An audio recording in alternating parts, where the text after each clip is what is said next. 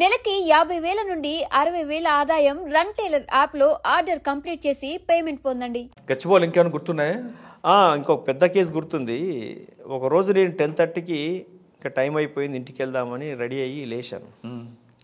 నాకు ఎదురుగా central university students ఎదురయ్యారు police స్టేషన్లో. అదే కొత్త బిల్డింగ్. అవును. అయిన తర్వాత వాళ్ళంతా ఇట్లా అనాసక్తతతో కుంటుకుంటూ ఏదో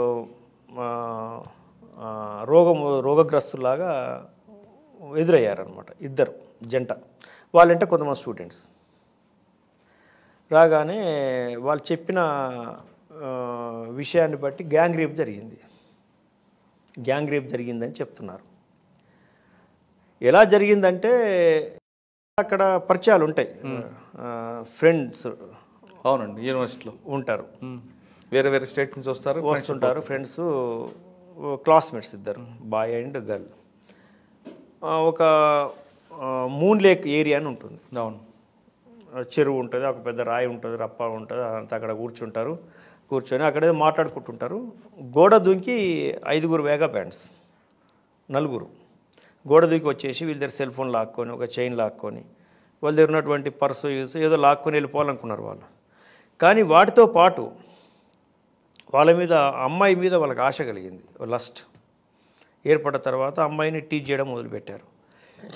ఇతను అడ్డుకున్నాడు, ఇతను కొట్టారు, అమ్మాయి మీద మళ్ళీ అటాక్ చేశారు, మళ్ళీ అతను అడ్డుకుంటాడు, ఆయన్ని మళ్ళీ కొడతారు, మళ్ళీ అటాక్ చేస్తారు. అట్లా 2 గంటలు జరిగింది ఫిజికల్ అటాక్.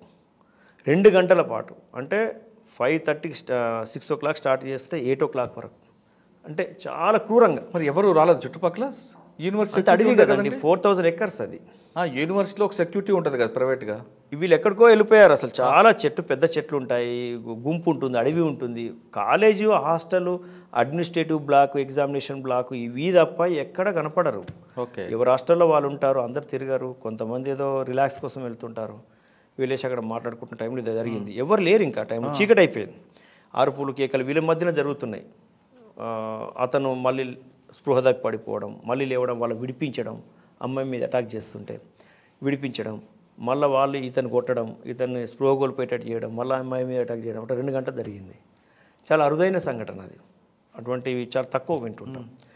ఆ సంఘటన జరిగిన వెంటనే మనం వెంటనే స్పందించాలి. కంప్లైంట్ వచ్చి రేపు అటెంప్ట్ అన్నారా, రేపు అని చెప్పారు వాళ్ళు అటెంప్ట్ అని చెప్పారు. అటెంప్ట్ అని చెప్పారు. అంత మనం పూర్తిగా టైంలో అడగలేము, వాళ్ళు చెప్పింది అర్థం చేసుకోవాలి మానసికంగా. అప్పటికే సజ్జనార్ గారు వచ్చి 3 రోజులైంది.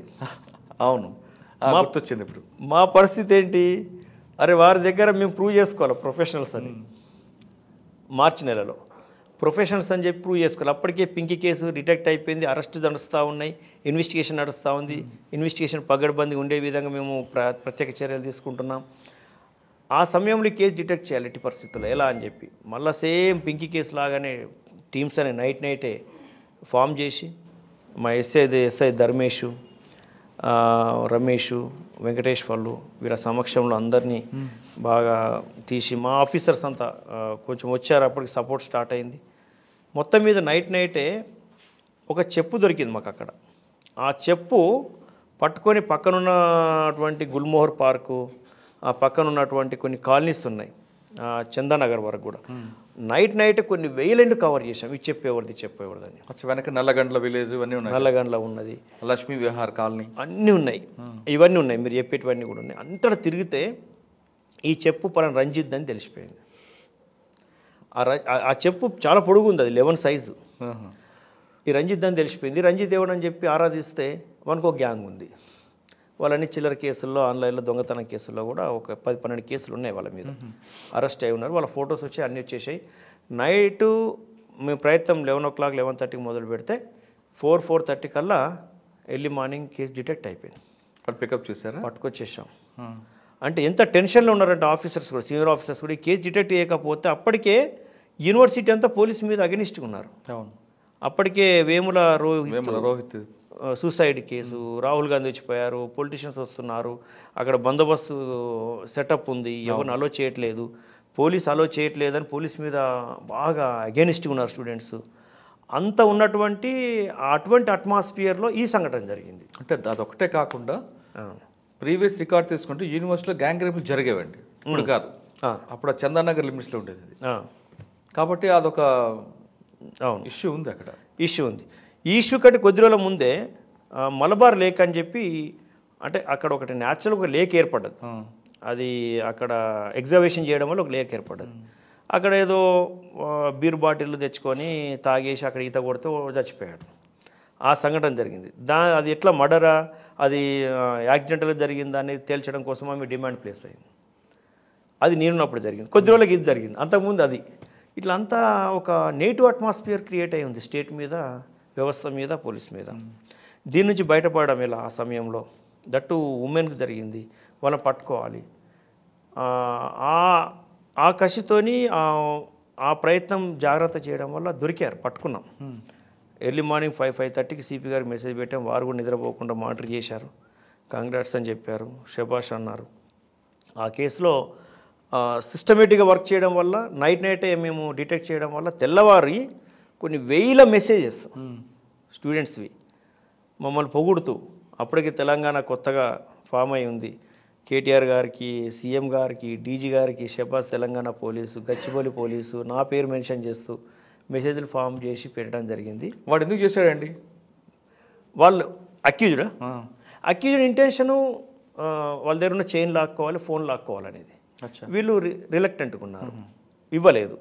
అప్పుడు ఆమె మీద వాళ్ళు చేయడం, వాళ్ళకి లస్ట్ పుట్టడం, ఆమెని వాడుకోవాలనుకోవడం, అటాక్ చేయాలనుకోవడం. అందరు కన్విక్షన్ వచ్చిందని ఇంకా నడుస్తుంది కేసు? ఆ కేసు ఇంకా నడుస్తుంది. అందులో అక్యూజ్డ్ పర్సన్స్ తర్వాత బెయిల్ తీసుకొని అబ్స్కాండింగ్ అయినట్టు తెలిసింది. తర్వాత దొరికారో తెలియదు. ఆ తర్వాత అంటే ఒకసారి ఏమైందంటే బెయిల్ మీద వెళ్ళిన అక్యూజ్డ్ దొరకకపోతే కూడా కేసు ఆగిపోతుంది. బెయిల్ తీసుకోవడం వాడు హక్కు, తర్వాత దాన్ని పట్టుకోవడం మీ హక్కు.